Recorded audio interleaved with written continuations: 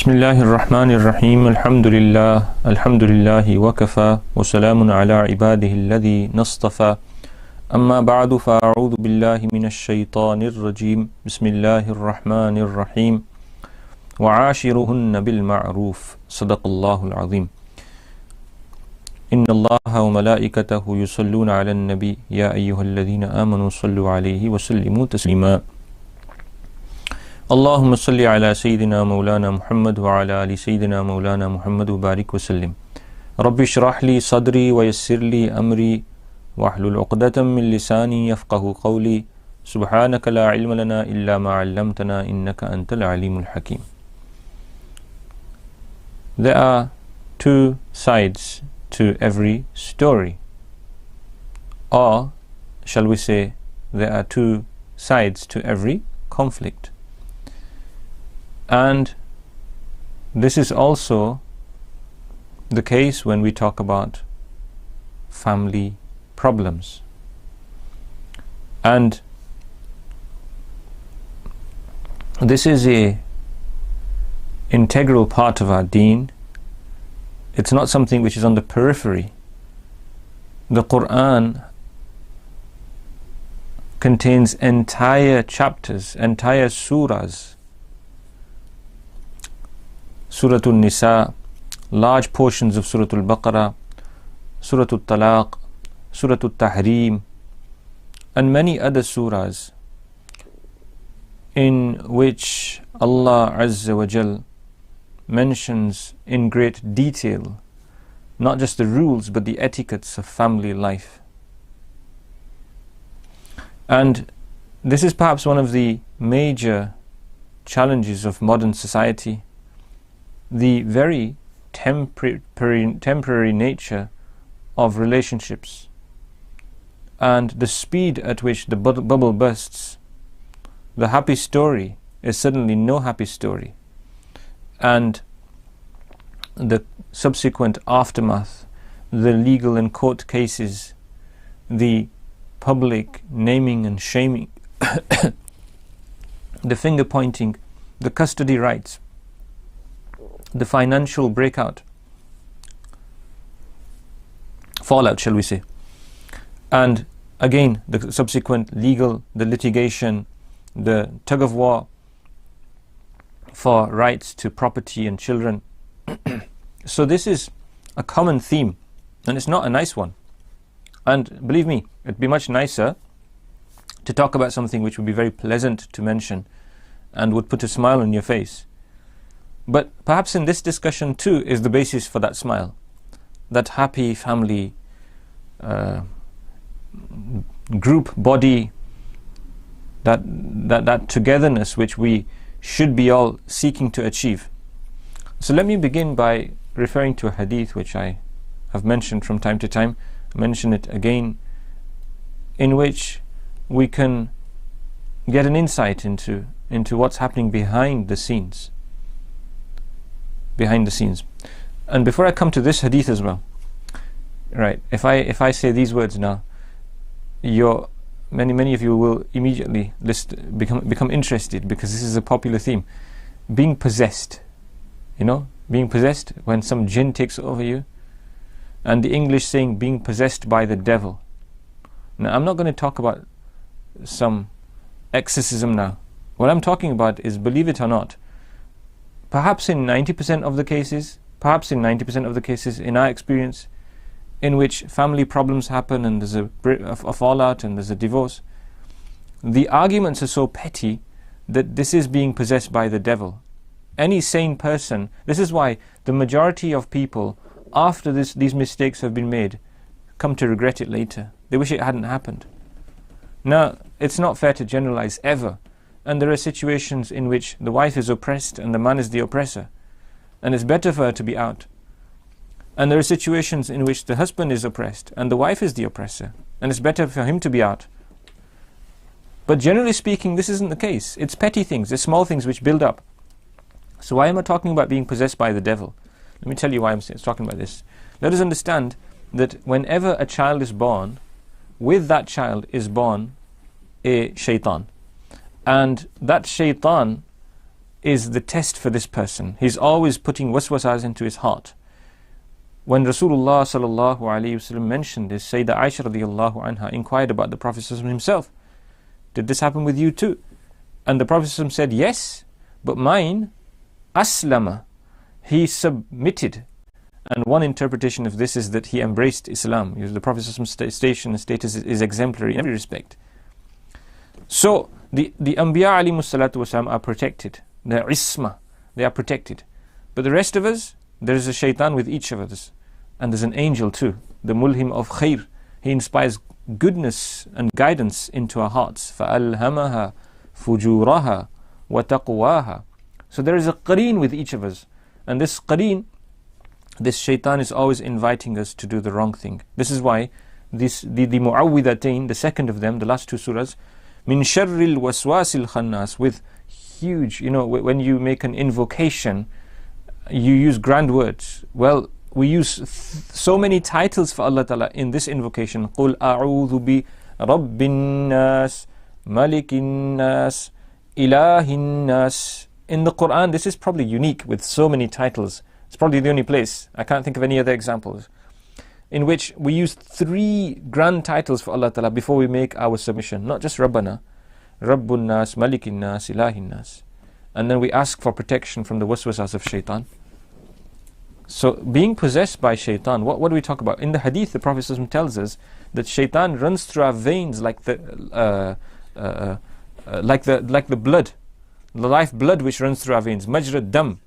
And this is why the ulama say that when we fast and the consequence on our bloodstream is purification, the shaitan finds the restriction, he can't go into that bloodstream. Shaitan, this is a protection from shaitan, fasting. So shaitan is constantly, the shayateen which are around us, each one of us are shaitan. He's constantly trying to lead us astray. Keep this in mind. This is the backdrop. When I talk about being possessed by the devil, when a person submits to the invitation of shaitan in his weaker moments, the person in his weaker moments, when he submits to the invitation of shaitan, then shaitan plays with him like a plaything.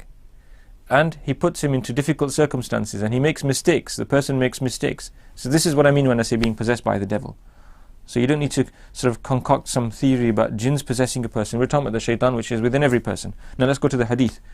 The hadith, Rasulullah sallallahu alayhi wasallam, he describes the gathering, the assembly around shaitan. Shaitan has his throne on water. And the shayateen who work for him, under him, at his bidding, they assemble around him, they gather around him, and he inquires of them, what have you done today? What have you been up to? What are your achievements? And they report back to him, all of them, one by one, to their master. The devils, the shayateen, report back to Iblis, their master, their grand master. And he listens to each of them, one by one. I did this, I did this, I did this, I was up to this business, I was up to this business. And he's impressed by none of them. And he says, you haven't done anything. All of their antics around the whole world, their misleading of human beings, leading to them to this sin and that misdeed, it has no impact on Iblis. He's not impressed. No accolades, no recognition, no acknowledgement. Until one shaitan stands up and he says, I did not cease to work on this couple, this husband and wife, until I separated them. And Iblis is so impressed that he calls him near and he says, Na'am anta. Yes, you're the man. And this has also been read as Ni'ma anta. What a good person you are. How impressed I am with you. So the acknowledgement and recognition is for the shaitan who did this. So what does this tell us? It tells us about what Iblis wants for us first and foremost. He wants to break up the family institution. Think about this. This is more significant to him than so many other sins that you can think of or count, or perhaps not think of. Those sins are all there, But the one which is important to Iblis is that you don't get on with your wife, your husband. This one is important to him. He wants this to happen. Understand that he's the sworn enemy of Adam and the children of Adam from the beginning of our story, our history, till the day of Qiyamah, when Allah essentially threw him out of Jannah, threw him out of the heavens. What happened? He knew that Allah Azza wa Jal is never overcome with anger. Allah Ta'ala is not like creation. So even though Allah was displeased with him, he had the audacity to make a request for himself. And he asked to be given leave to stay alive, to remain amongst the children of Adam until the day of Qiyamah. And it was granted. And Allah Ta'ala declared that illa ibadi al-mukhlasin, my chosen servants, you won't have any power over them. The rest of them, you can do what you want. You can invite them with your foot soldiers and your cavalry and your artillery, birajlika wa bikhaylika wa rajlik. You can invite them with your voice, your sound, your song and your rhythm. Allah Ta'ala is saying to shaitan. But the chosen ones you won't lead astray. So oftentimes when couples argue, they are arguing at the behest, at the bidding of the shayateen. And they are unaware of this. One of the mufassirin, the ulama, he mentions that one day I entered into my house and I forgot to take Allah's name. I forgot to read the dua. And I found myself being irritated, agitated, frustrated, being very touchy and complaining about this and that. And I was at the verge of getting into an argument, and I realized today I didn't enter the house saying Allah's name. Bismillah, Allahumma, Bismillahi tawakkaltu ala Allah. Sorry, this is for going out.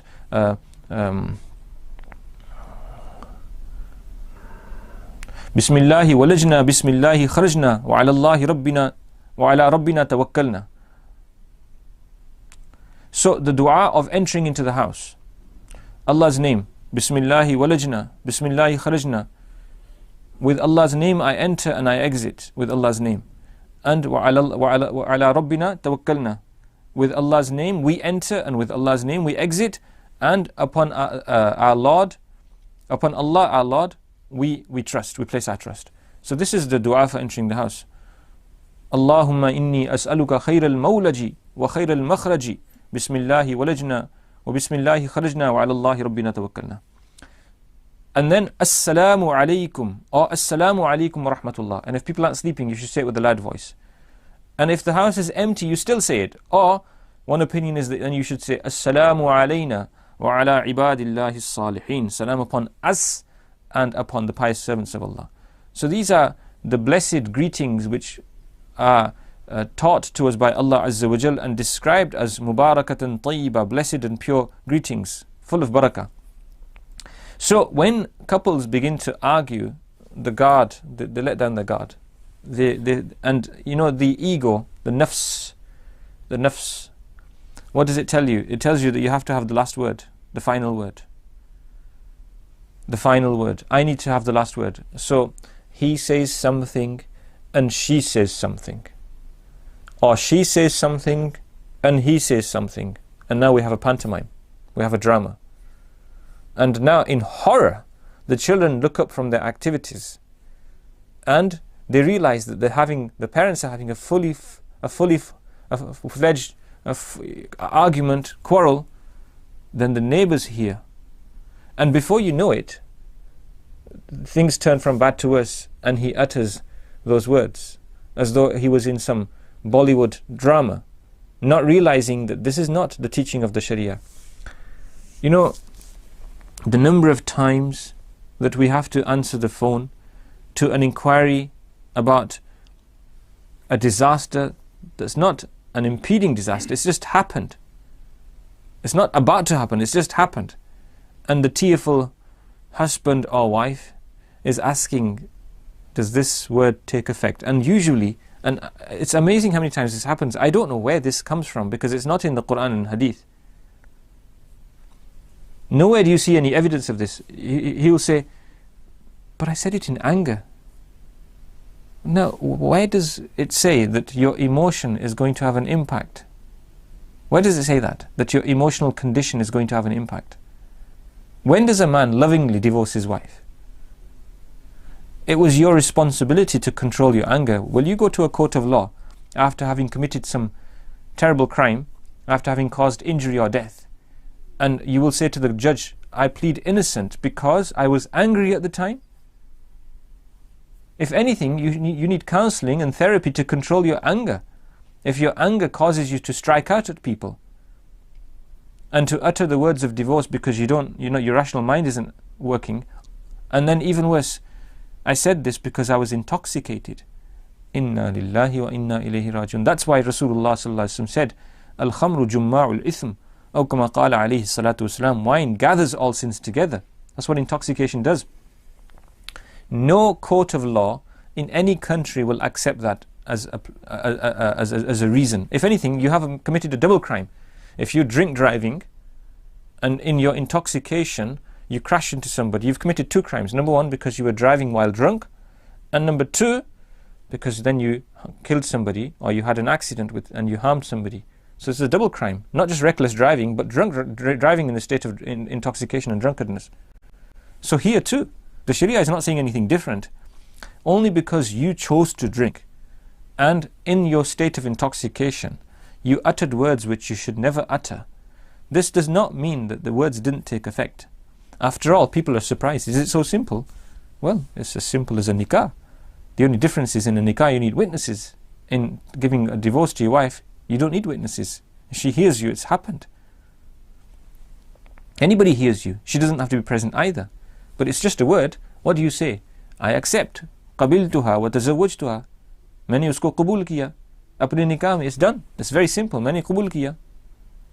Most youngsters come into the masjid and their dads have taught them the word. Just say قبول है. It's one word. قبول, and just add है. And that's it. Nikah is done. And for clarity we say the pronoun. Okay, I have accepted. मैंने कबूल किया. I have accepted. Put it into the past tense. So it's not just a promise that it will happen. Say it in the past tense. And that's it. So that was simple enough. Now, the trouble that I have, the trouble that we have, is that when we perform nikahs, the most unsavory subject to talk about for the families involved, if you think about it, is probably going to be divorce. It's not going to go down well. I was speaking to a colleague in London, and he says, when I started talking about divorce in nikah ceremonies, he says it didn't go down well. People can't stomach it because they think people are superstitious sometimes, or they think it's a bad omen. And they think, why are you talking about that? Why are you talking about that? We're not getting married to get divorced. Well, that's what you think on the day. We're not telling you about divorce because we want you to divorce. We're telling you about divorce so you can avoid it and what leads to it.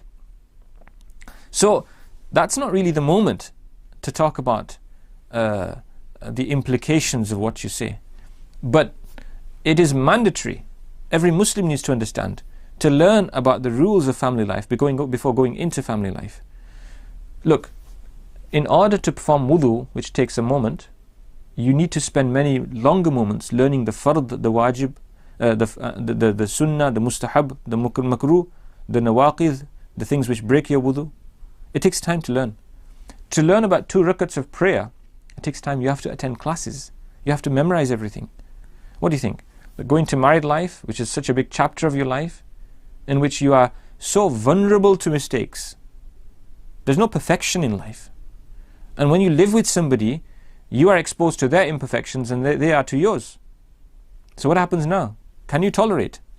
So coming back to the initial point, I was saying it's mandatory to learn about this chapter of life. It's your obligation. Why has so much Quran been revealed, so much hadith? And then the Quran too, you need to learn it properly. We're not talking here about casually reading a translation. People, and this is another common problem, people are commonly misinterpreting verses of the Quran relating to married life. Chapter this and this says this, and it doesn't say what they think it says. It's not even their assumptions are not what the words are saying. And I'm not talking about just one aspect of marriage and divorce. I'm talking about many different aspects. So to give you an example in point, there is something known as ila. وَالَّذِينَ يُؤْلُونَ مِن نِسَائِهِمْ تَرَبُّصُ أَرْبَعَةِ أَشْهُرٍ. Ila is an oath. If a man takes an oath that he will stay apart from his wife for 4 months or more, and then he fulfills the oath, then this is equivalent to a talaq baina. A talaq has occurred and they have to remarry. Now, this is if he takes such an oath. It's not if he stays apart. If a couple stays apart for 4 months, it does not constitute a divorce. And it shouldn't either. Think about it. How many men work away from home? How many women go away from home and go abroad for a few months? Does this lead to a divorce? Of course it doesn't. What if a man is, for some reason, he's not able to get back home for this amount of time? He's on service, he's in prison, he's abroad, he's working abroad, he's in hospital. There are hundreds of scenarios. The same with a woman. She may be not able to be with her family for a prolonged period of time. This doesn't lead to divorce. But people have this idea that 4 months leads to divorce. It doesn't.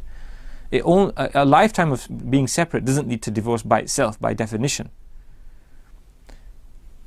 So what leads to divorce? It's this oath which he's made, and he can break the oath and give the kafara. So my point is, we need to be clear. We need to learn the rulings and not just make assumptions. How have time?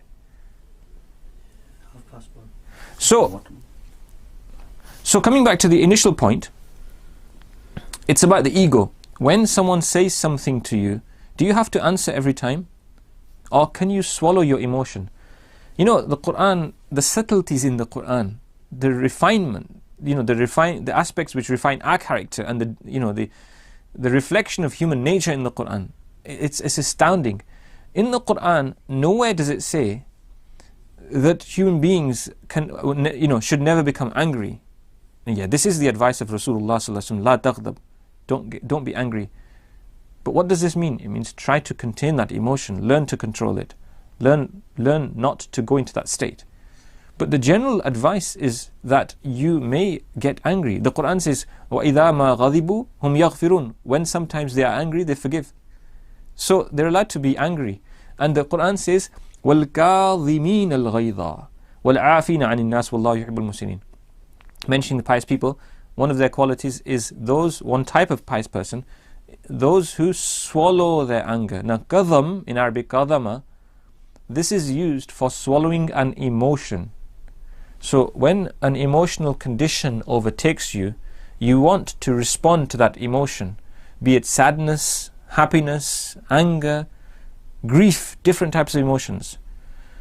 Yusuf alayhi salam goes missing. Yaqub alayhi salam, the father, is in grief. Allah Ta'ala describes him as kadhim, wa huwa kadhim, because he swallows his grief and he exercises patience. So swallowing an emotion is kadhim. So وَالْكَاظِمِينَ الْغَيْظِ are those people who swallow their anger. So as a consequence of their anger, they don't thrust out, they don't strike somebody, they don't divorce their wife in that moment. Also, we are not supposed to stop talking to each other. But if we do, then we have a time limit of 3 days and nights. This is any Muslim. We're not supposed to stop talking to each other. Now, why the 3 days and nights? The ulama say, because the Sharia acknowledges that you might need your cool down period. So have it.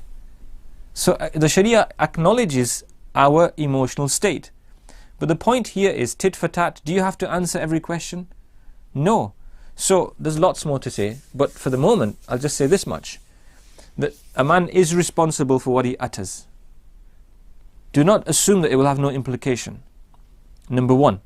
Number two, if you say the words of divorce to your wife, then you may be sinful because of the way you said it, but they will take effect. And the third point is, try not to win every single argument. And I say this to spouses, both husbands and wives, wives and husbands. Try not to win every single argument. Learn to bow down a little bit before the Master, before Allah Ta'ala, for His sake. You know, it doesn't take anything away from your dignity. Your dignity will increase if you can absorb, if you can listen to the argument and not be affected by it, not bear malice, not dig up history, dig up skeletons of past occasions. So, to come back to the start, as I conclude, I said it'd be much nicer perhaps to talk about something which will put a smile on your face. Well, The purpose of this discussion is to keep that smile on your face. Happily married after 1 decade and 2 and 3 and 4 and 5.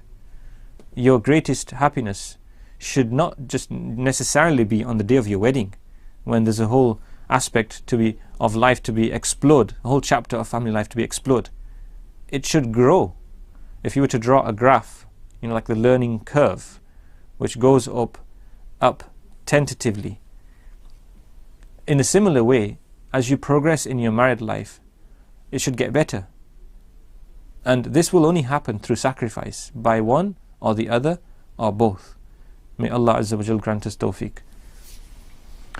Nahmaduhu wa nusalli ala rasulihil kareem, amma ba'd.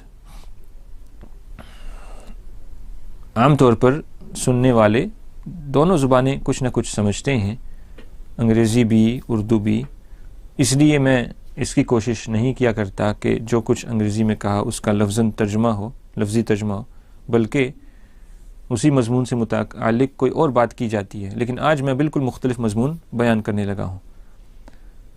بہت ساروں کے والدین کا انتقال ان کی نو عمری میں ہو جاتا ہے، اور پھر وہ اپنی زندگی اس طرح گزارتے ہیں کہ والدین کا سایہ نہیں ہوتا، یا ماں کا سایہ نہیں ہے، یا باپ کا نہیں ہے، یا دونوں کا نہیں ہے.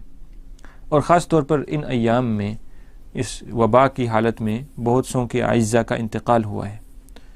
تو اس حال میں یہ گویا پیغام ان حضرات کے لیے ہے، ان بھائیوں بہنوں کے لیے ہے، ان نوجوانوں کے لیے ہے جو ماں اور باپ کے سائے کے بغیر زندگی گزار رہے ہیں، کہ اب ماں باپ کے کون سے حقوق ہیں اور اب صبر کیسے کرنا ہے. تو یہ چند باتیں مجھے اختصار کے ساتھ بیان کرنی ہیں.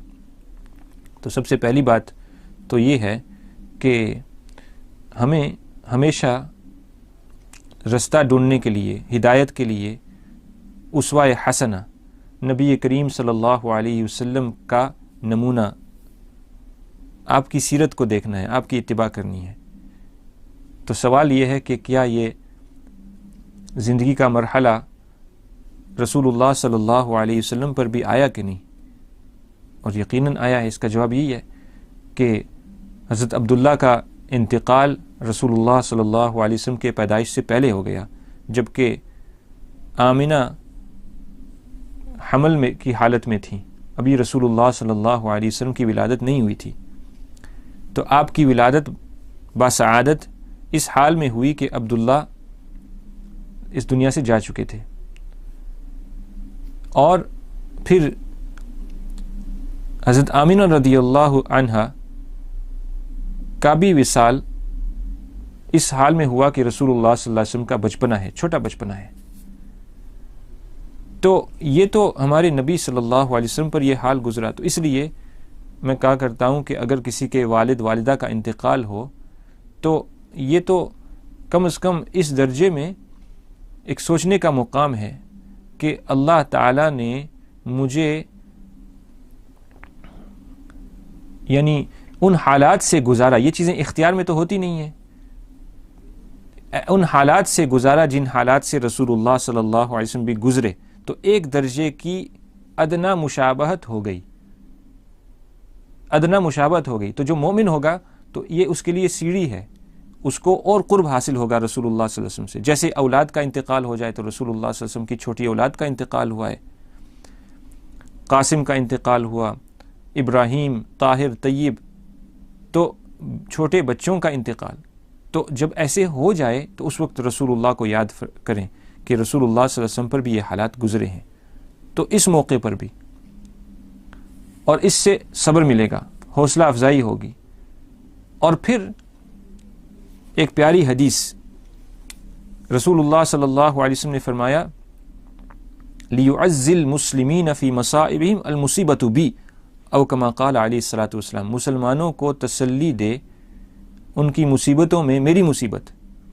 اس کا مطلب یہ ہے لِيُعَزِّ الْمُسْلِمِينَ، تعزیت کا لفظ ہے یہ، کہ جب کوئی مصیبت پہنچے تو یہ یاد کر لو کہ میں بھی تو دنیا سے چلا گیا. جب یہ حال آئے، اس کا ایک مفہوم یہ ہے کہ جو میرا جانا ہے دنیا سے، یہ سب سے بڑی مصیبت. تو جب کوئی مصیبت پیش آئے تو یاد کرو کہ رسول اللہ صلی اللہ علیہ وسلم دنیا سے چلے گئے، اس سے بڑی کوئی مصیبت نہیں. ہماری ماں، ہمارے باپ، بلکہ ہزارہا مائیں اور باپ قربان رسول اللہ صلی اللہ علیہ وسلم کی ذات اقدس پر. تو یہ یاد کرو. پھر یہ ہے کہ ان کو ایصال ثواب کرو. اگر توفیق ملے تو ان کی طرف سے حج کرو، عمرہ کرو. قربانی کے ایام آ رہے ہیں، ان کی طرف سے قربانی کرو، ان کی طرف سے صدقہ کرو، ان کی طرف سے کوئی نیکی کا کام کرو تاکہ اس کا ثواب ان کو پہنچتا رہے. صدقہ جاریہ بنو اپنے والدین کے لیے. ان کے لیے دعا کرو کہ اللہ تعالیٰ ان کے درجات بلند کرے، اور دعا کرتے رہو. اور ان کی نیک نامی، اس کی فکر کرو. حدیث شریف میں ہے ان ابر البر صلۃ الرجل اہل ود ابیہ بعد ان تولى الاب او كما قال علیہ الصلوۃ والسلام. ان ابر البر، سب سے بڑی نیکی، صلۃ الرجل اہل ود اخیہ، آدمی کا اپنے باپ کے دوستوں کے ساتھ صلہ کرنا ہے، دوست تعلق رکھنا ہے. بعد ان تولى الاب، باپ کے چلے جانے کے بعد. تو جب باپ موجود نہ ہو یا دنیا سے چلا جائے تو اس کے دوستوں کو سلام دعا کرنا، ان کے ساتھ تعلق رکھنا. یہ ایک موقع پر حضرت ابن عمر رضی اللہ عنہما سفر میں تھے تو ایک شخص سے ملاقات ہوئی، تو نیچے اترے اپنی سواری سے اور اپنا امامہ اتار کر اس کے سر پر رکھا اور اس کا بڑا اکرام کیا. تو لوگوں نے تعجب کیا کہ یہ عام سا انسان معلوم ہوتا ہے، ابن عمر اتنے بڑے صحابی اور صحابہ میں اتنے بڑے عالم، اتنے نیک انسان، تو کیا سبب ہے؟ تو بتایا کہ یہ میرے ابا کے دوست تھے، ان کی حضرت عمر سے دوستی تھی، تو ان کا اکرام. تو سب سے بڑی نیکی. تو امی کے دوست اور ابو کے دوست، امی کی سہیلیاں، تعلق والی آپ کی انٹیاں، تو جب امی ابو نہ رہیں یا ان میں سے ایک نہ رہیں تو جب آپ ان کے تعلق والوں سے سلام دعا رکھیں گے تو ان کا ذکر خیر ان کی زبان پہ آئے گا اور وہ ان کو دعا دیں گے، اور اللہ اس سے راضی ہوتا ہے. یہ خدمت میں شمار ہے کہ ماں باپ کے تعلق والوں سے آپ نے سلام دعا رکھی. اور رسول اللہ صلی اللہ علیہ وسلم کی دیکھیے وفاداری. حضرت خدیجہ رضی اللہ عنہ کے وصال کے بعد جب کوئی بکری ذبح کی جاتی تو رسول اللہ صلی اللہ علیہ وسلم اس کے گوشت کو جب بانٹتے تو حضرت خدیجہ کی سہیلیوں کو بھی اس میں سے حصہ بیچتے تھے. تو ماں باپ کے تعلق والوں سے سلام دعا کرتے رہنا یہ ماں باپ کی خدمت میں شمار ہے. تو یہ چند باتیں ہیں. ابھی ہمارے حضرت کے وصال کے بعد حضرت کا تذکرہ سب کرتے رہے، تلامذہ، شاگرد. تو کسی نے ذکر کیا کہ میری والدہ کا انتقال ہو گیا جب میں طالب علم تھا. تو میں بہت غمگین حضرت کے پاس گیا تو حضرت نے کہا کہ یہ تو بہت آسان، جب بھی تمہیں امی کی یاد ستائے تو درود ابراہیمی پڑھ کر ایصال ثواب کرنا شروع کر دو. اللہم صلی علی محمد وعلی آل محمد. تو کہنے لگے کہ میں نے جب بھی یہ کیا تو فوراً دل میں سکون محسوس ہوا اور اب تک عادت ہے برسوں بعد. تو دیکھیے اگر ہمارے والدین اللہ کے پاس چلے گئے ہیں یا ان میں سے ایک، لیکن وہاں وہ خوش ہیں، نعمت میں ہیں اور ان کی بخشش ہو چکی ہے، تو پھر صدمہ کیوں؟ پھر تو اگر ان کو اختیار بھی دیا جائے تو وہ واپس نہ آئیں تو کیا معلوم دنیا کی تکلیفوں سے اللہ نے ان کو نجات دی. تو ایسا سوچنا چاہیے اور ان کی بخشش اور مغفرت کے لیے دعا کرنا چاہیے. ان کی نیک نامی کے لیے ایسے اعمال کرنے چاہیے کہ ان کی نیک نامی ہو اور ان کو ایصال ثواب کرنا چاہیے. تو اللہ تعالیٰ اس صدمے کو بھی آسان کر دیں گے. اللہ تعالیٰ توفیق عطا فرمائے. وآخر دعوانا الحمد للہ رب العالمین.